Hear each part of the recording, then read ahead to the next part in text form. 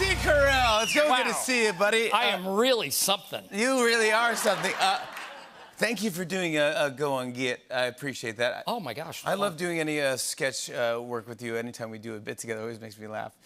Those are our roots. Yeah, that's right. You started in Second City. Yeah. Doing sketch comedies. Any characters you remember doing over there? A lot of forgettable things. The one thing that, no, I mean a lot of it's just very disposable. You know, you do it one night and then you never see it again, or you think about it but it never comes back. There was one character I was working on, and it was a guy who, it was a poker scene, and I kept trying to get it into the show. It never went into a show. It was a poker scene, and the guy and all of his friends are talking about sex, and they're trying to regale each other with these, you know, these stories of sexual conquest. And my guy didn't have any sort of context. He, you know, no frame of reference, and obviously was trying to lie. So that became 40-Year-Old Virgin.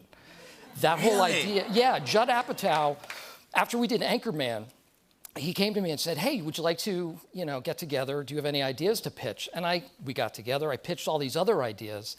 And just before I left, I said, you know what? There's one more. There was this thing I was kind of trying to get going at Second City that never went anywhere. No way. He heard that and he said, that I could sell, like, immediately. And the next week, he talked to an executive, sold it. We wrote it. It got greenlit. It was like, it was... Wow, the rest is history. Yeah, from a character that never made it to stage. Right. Second City. Yeah. I wanted to show you something. I found something funny on the internet. This is going around. People say, they send me things all the time and say, people look like me and all this stuff. Someone says you have a doppelganger out there. And I don't know if you've ever seen this, but it's pretty good. People say that you look like Alice Cooper. Not bad. Yeah. Kind of...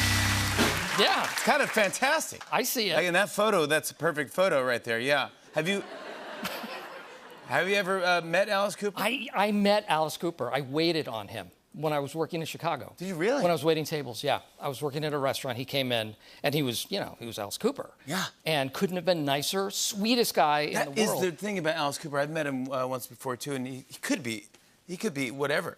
Yeah. He could be a rock guy and just like, whatever, man. He's the nicest human. Nicest guy. And I go, oh my God, I love Alice Cooper. I just want to hang out with the guy. Yeah, and but I mean, he walks into a room and he's unmistakably Alice Cooper. Yeah. Steven Tyler is from an area that I live in Massachusetts, and he always dresses like Steven Tyler. He wears like, you know, leopard skin pants, and he walks around this little town outside of Boston, and he goes into the Dunkin' Donuts, buys donuts for everybody. He's like, "Ooh, donuts!" Yeah, and he's got scarves and stuff. The nicest guy. Yeah. The same thing. How do they do that? I think they own it. I think you have to own. If you're Alice Cooper, you have to own being Alice Cooper. Yeah, because that's own being Steven Tyler. That's who he is. Yeah. Anyone else famous that you waited on? You're the only other famous person I've ever met. I'm so happy. I waited on. Do you remember? A lot of your audience won't know this reference. Remember Clara Peller? Where's the Beef? Where's the Beef lady? Yeah. Oh, Clara Peller. Yeah. Oh my gosh. Yeah. Absolutely. You waited on Clara Peller? Yeah. Yeah. And guess what she ordered? Please don't say a hamburger. A hamburger. Wow. Yeah. Yeah. That's very exciting. And she had the biggest entourage I have ever seen.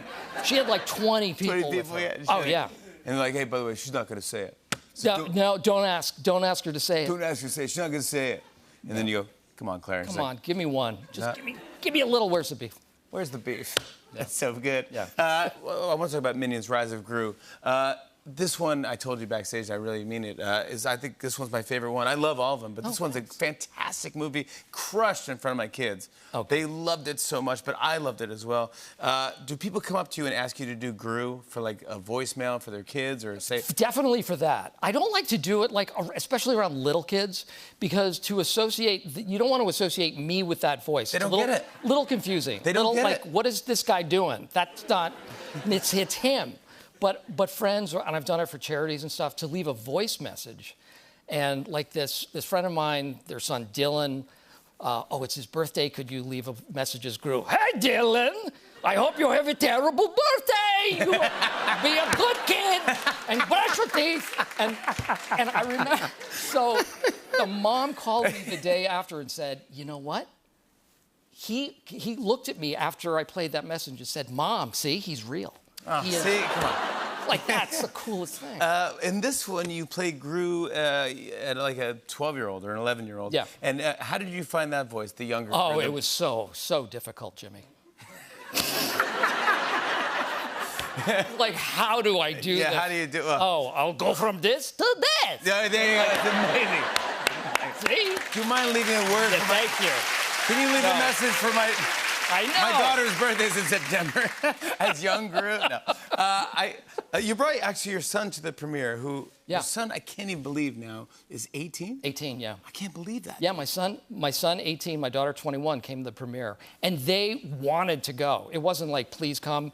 They were the ones who. Seriously. It was never. Please come. No. For me, I wasn't like begging them to come. I wasn't like, I get it. You know, if you think it's a kids movie and you don't want, I get it. If you want to come, That's nice. And they've grown up with it. They love it. You know, they love the whole series. They were 4 and 7 when the first one came out, so they've really. And they helped you get the voice and all the They thing. helped pick the voice. Yeah, I tried out some different voices, and that's the one that made them laugh. So.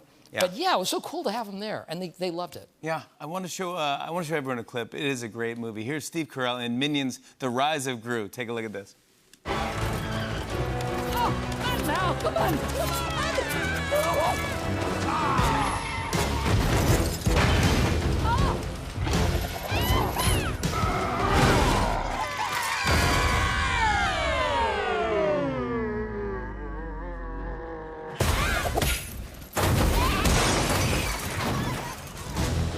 Yeah, baby.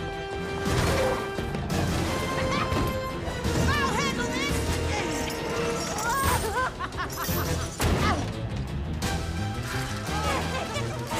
Hope you enjoy the rest of your short life. Please work. Come on, come on, come on.